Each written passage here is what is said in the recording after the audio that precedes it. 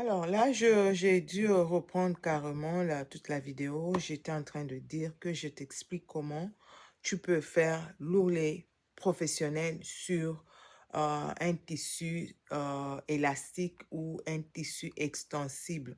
Tu vois, ce tissu, ce n'est pas facile de faire un l'ourlet sur un tissu élastique comme ça. Il y a des aiguilles appropriées pour cela. Et quand tu fais l'ourlet sur un tissu élastique, voici ce que ça te donne. Tu vois, l'ourlet sur un tissu élastique est différent de l'ourlet sur un tissu en coton. Un tissu en coton, tu n'as pas besoin d'aiguilles spéciales, tu n'as pas besoin euh, de l'ourlet, la couture double. Tu vois, ici, la couture est double. Tu vois, tu as deux fils. Voilà, c'est comme ça qu'on fait cela sur ce genre de tissu. Et pour ça, tu as besoin de ce que nous appelons aiguille. C'est quoi encore le nom? Ça m'échappe toujours. Aiguille double, voilà. Twins needles. Aiguille double. Tu vois, ça vient comme ça, c'est attaché. Tu vois ça? Tu peux commander ça sur Amazon, sur eBay, partout là. Et quand si tu utilises ces aiguilles ici, ça te donne un ourlet vraiment professionnel. Et là, comme j'avais déjà commencé, ça n'avait pas marché avant, j'ai dû régler. Il y avait quelque chose qui n'était pas bien réglé. Et j'ai expliqué que ce que tu fais, tu as déjà coupé la robe, la longueur que la cliente veut. Et là, mon ourlet sera d'1 centimètre. Tu vois, c'est 1 centimètre. J'ai déjà tout mesuré, repassé. Tu vois, tu repasses, tu mets ça bien à plat comme ça. Voilà. Et puis, tu vas maintenant amener ta robe à la machine pour faire l'ourlet. Et tu fais l'ourlet au-dessus, à l'endroit. L'envers va en bas. Et quand tu finis, attends, je vais vous montrer ce que ça donne. Tu es en train de coudre juste sur, tu vois, quand tu plies à 1 centimètre et au-dessus, tu piques juste sur le 1 centimètre. Ton aiguille gauche est sur le bord de 1 centimètre et l'aiguille droit de l'autre côté. Voilà. Donc, ça va te faire, ça surfile. Si tu as une surjeteuse ou la machine à surfiler, tu peux faire ça. Mais moi, je préfère toujours faire ça avec cette petite machine. Parce que la machine à surfiler, c'est déjà réglé pour le surfilage. Je n'aime pas tout le temps changer, régler, tout ça. Non, non. Là, je garde juste pour le surfilage. C'est pour la couture simple, juste ligne droite. Et là, j'utilise cette machine juste uniquement pour les tissus extensibles ou tissus élastiques. Voilà. Attends, je vais te montrer comment, ce que ça donne ici. C'est très beau, c'est classe. Et quand tu fais ça, c'est pas différent des habits qui sortent de magasins déjà prêts à porter. Tu vois ça? Ah non, c'est joli. Attends, je vais te montrer. Je vais allumer ceci. Peut-être que tu vas bien voir. Non, ça ne donne pas. Attendez. Quand j'aurai fini, de toute façon, tu vas voir. Et aussi, tu dois faire attention. Tu ne vas pas coudre comme on fait l'ourlet simple. Hein. Tu cours rapidement et puis tu fais. Non, tu le fais calmement. Tu prends ton temps en tout cas. Et quand tu auras fini, tu vas aimer ce que ça donne. C'est professionnel, c'est clean, c'est beau. Si tu n'utilises pas les aiguilles doubles ici, ça ne va pas donner. Ça va gonfler, ça ne sera pas beau et la cliente ne va pas aimer. Tu vois ce que ça donne à l'intérieur? Donc, tu es en train de surfiler et coudre au même moment. Donc, quand tu finis, c'est fini. Tu vois? C'est classe. Regarde comment c'est plat, c'est clean, c'est du prêt-à-porter. Ça te donne vraiment exactement ce que tu as sur les robes prêt-à-porter qui viennent de magasin. C'est exactement la même chose. Parce que si tu veux faire ça avec la machine simple, là, tu fais l'ourlet simple, ça gonfle et la robe ne sera pas à plat, l'ourlet ne sera pas à plat et la cliente ne va pas aimer. À moins qu'elle ne soit pas... tu vois, il y a des clientes qui s'en foutent, hein, mais ils ne vont pas aimer. Et même toi-même, tu vas souffrir. Travailler sur un tissu extensible, un tissu élastique, sur une machine ordinaire, tu vas souffrir, tu ne vas pas aimer. C'est pourquoi beaucoup de gens ne font même pas ça, ils ont peur. Parce que ça ne donne pas. Le jour où j'ai découvert ça moi-même, j'étais, oh waouh, ça c'est très beau et c'est facile. Tu vois, je ne le fais pas rapidement pour vite finir. Non, tu prends ton temps. Et à la fin, tu vas aimer le résultat. Je pense que je vais couper pour que la vidéo ne soit pas trop longue. Parce que je remarque que les longues vidéos, les gens ne regardent pas. Ils regardent à peine. Et vais te montrer le produit fini. Tu vois, je le fais calmement. Tu vois, et aussi, c'est le professionnalisme. J'ai fait ça depuis plusieurs années. Je sais mesurer avec mes yeux, tu vois. Donc, tu vois, c'est la même mesure. Je suis en train de coudre comme ça, 1 centimètre, je vais finir toute la robe. Tu vois comment c'est clean, c'est propre. C'est vraiment beau. Et je vais faire ça comme ça, calmement, jusqu'à ce que je finisse. Je ne sais pas combien de temps ça va me prendre, mais je pense pas que ça va prendre 1 heure. Non, je pense pas. Je pense pas. Ou carrément, je vais laisser la vidéo tourner. Et espérons que le fil que j'ai mis là en bas. Au-dessus, je disais dans la vidéo, tu as 2 fils. Hein, c'est double. J'ai doublé le fil. Tu as 2 fils. Parce que tu as 2 aiguilles, tu as 2 fils. Puis ça doit entrer là. Et dans la canette, tu n'as qu'un seul fil. Tu ne doubles pas le fil de la canette. Tu vois comment je le fais? Calmement. Tu prends tout ton temps. Et quand tu finis, oh non, ça donne ce que ça donne. C'est très beau à voir. Tu ne tires pas. Tu ne tires rien. Je suis juste en train de... Tu vois ce que ça donne? Oh, ça j'aime. J'aime beaucoup. Et aussi, il faut toujours avoir beaucoup... J'ai beaucoup de fils ici. Il faut toujours trouver la couleur qui va. Quand la cliente vient, tu vois sa robe avant et après. C'est la même chose. Tu vois comment c'est beau ça? C'est vraiment beau. Tu vois ce que ça donne?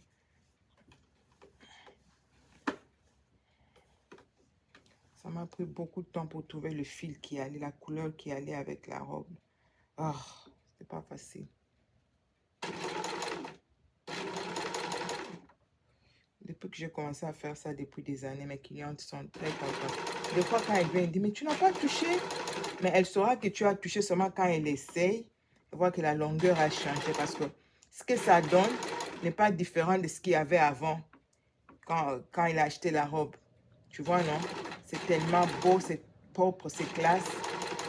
Et ça donne exactement la même chose. Et la cliente va penser que tu n'as rien fait sur sa robe. Et ça, c'est bien. J'aime ça. Quand elles disent ça, j'aime. Je sais que j'ai très bien fait mon travail. Je dis, non, mais non, essaye, tu verras que ta robe n'est plus trop longue. J'ai travaillé dessus.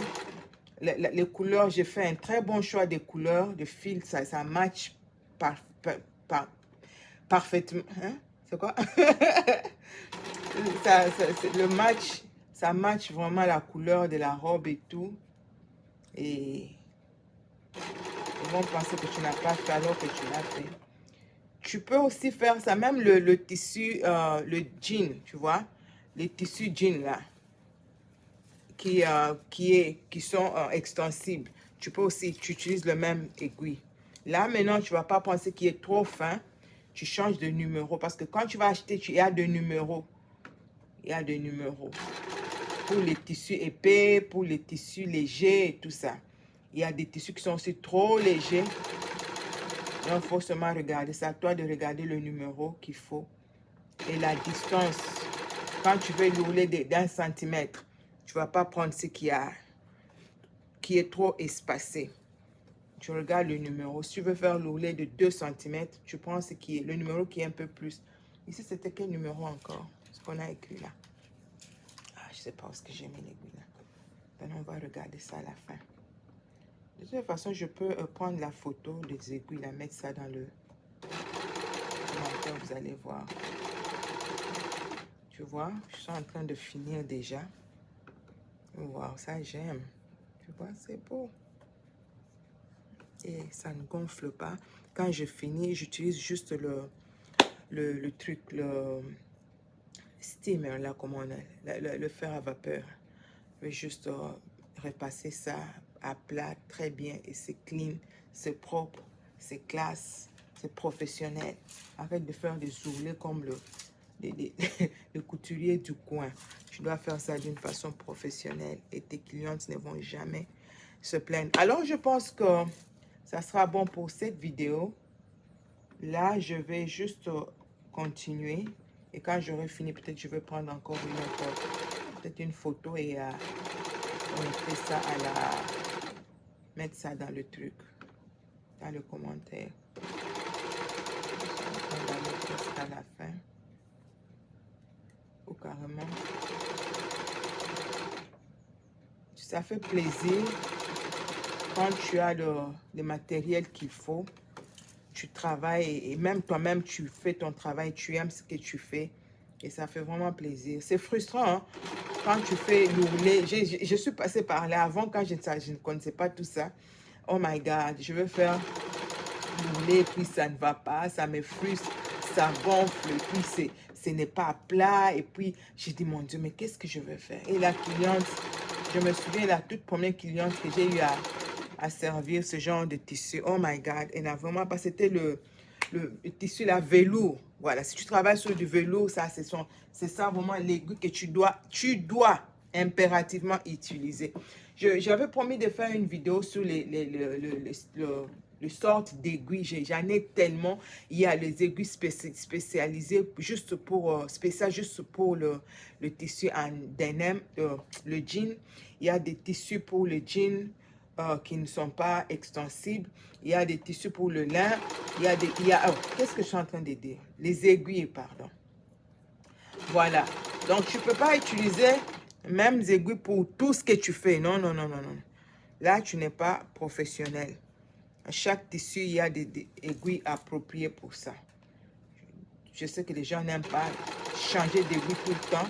Mais si tu veux faire un bon travail, si tu veux avoir une très bonne clientèle, satisfaire ta clientèle, tu dois apprendre à être patiente. Prends le temps de changer d'aiguille, de trouver les aiguilles qu'il faut.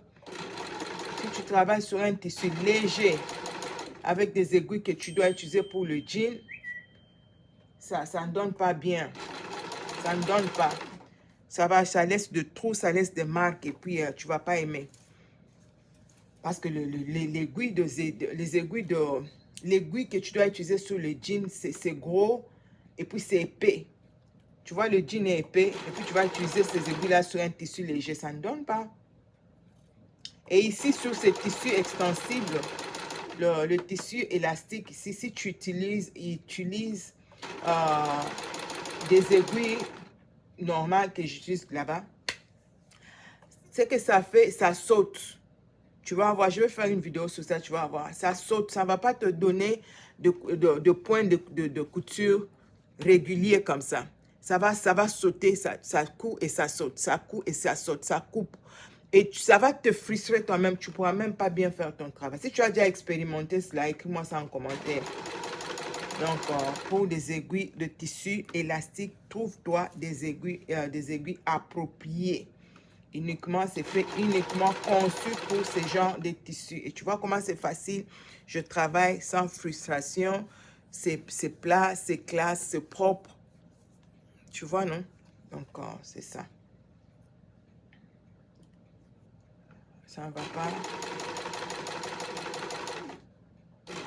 Si le tissu, les aiguilles n'étaient pas appropriées, ça allait couper le fil même 10 fois déjà. Ça coupe, tu reprends. Ça coupe, tu reprends. Ça coupe. Quand tu es en train de coudre, tu travailles sur un tissu et que tu as un problème le fil se casse à tout moment, c'est que tu n'utilises pas des aiguilles appropriées. Check les aiguilles. Si tu changes d'aiguille et ça ne va pas, check la tension de la machine ou le genre de fil que tu es en train d'utiliser. Ce n'est pas approprié pour ce tissu-là. Et tu vas continuer à te frustrer comme ça pendant des heures. Et tu ne vas pas finir cette robe-là. Robe ou jupe, je ne sais pas sur quoi tu travailles. J'ai presque fini.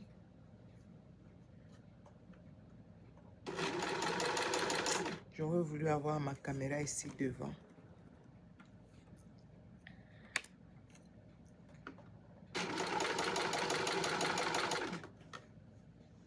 Tu vois, je prends vraiment mon temps.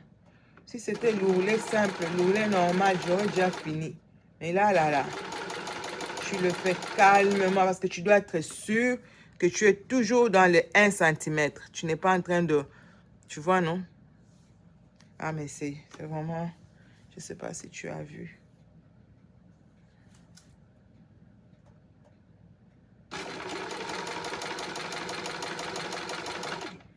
suis en train de piquer juste aux extrémités, juste à l'extrémité.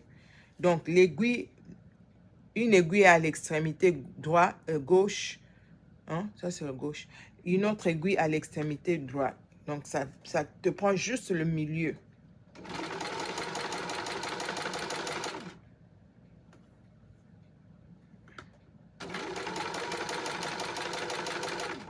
Excusez-moi, peut-être que tu veux voir, mais je dois garder ma main ici pour guider le tissu. Je vais encore te montrer. Oh, Jehovah God help me.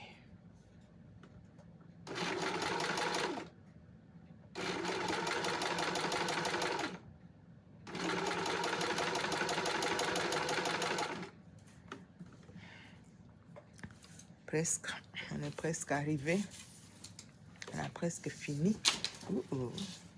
Tu restes ici. Voilà.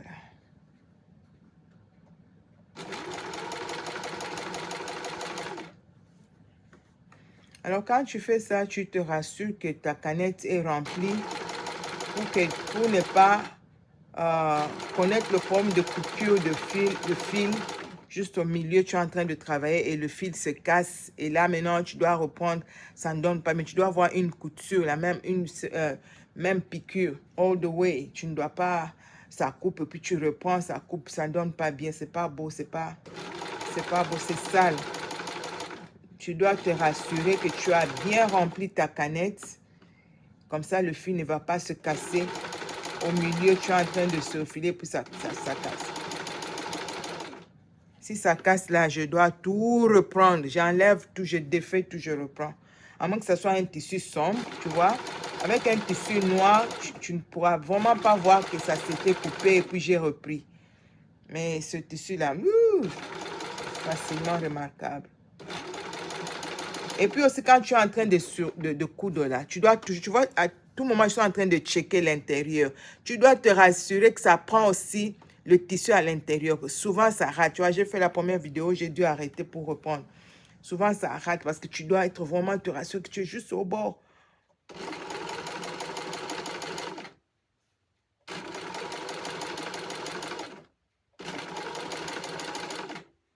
Voilà, je suis en train d'aller déjà, je suis en train de finir.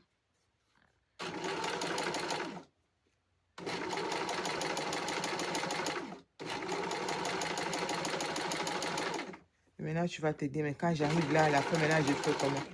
La même chose qu'on fait sur les tissus, tu vois. Maintenant, je dois faire des marches arrière, devant, et puis c'est fini. Voilà, on a fini. C'est tombé juste. Dieu merci, ça n'a pas coupé. Tu vois, ça se croise ici. Là, regarde comment c'est roulé là est beau. Tu vois comment c'est beau? C'est vraiment classe. C'est plat. C'est très joli. Alors, on aura fini pour l'ourlet. Et je veux maintenant travailler le haut. Comme je vous avais dit, tu vois, non? C'est un tissu, la robe est tellement perlée. Et là, je dois reprendre. Et si c'est trop grand, je dois reprendre. Quand tu travailles sur un tissu comme ça, aussi, là, c'est encore une autre leçon. Tu dois te rassurer que tu enlèves les perles, ce qui n'est pas facile du tout. Tu enlèves les perles, tu reprends l'intérieur. C'est pourquoi il est bien que la cliente vienne essayer la robe quand tu n'as pas encore posé des perles. Tu enlèves les perles, tu reprends à l'intérieur et puis tu reposes les perles. C'est comme ça que tu fais un travail professionnel. Voilà. Mais un petit secret que je peux te donner, souvent j'évite de toucher ici parce que dès que tu touches une perle, ça risque de tout endommager. Je préfère le faire à partir du dos. Tu vois, non? C'est trop grand ici. Maintenant, je préfère le faire à partir du dos. J'ai déjà enlevé tout ce qu'il y avait comme perle ici. Je vais reprendre un peu et puis remettre la fermeture et c'est tout. Je n'ai pas à toucher le sous-bras. Je le fais à partir du dos. Là, c'était le bonus. Alors, prends soin de toi. On se dit à la prochaine.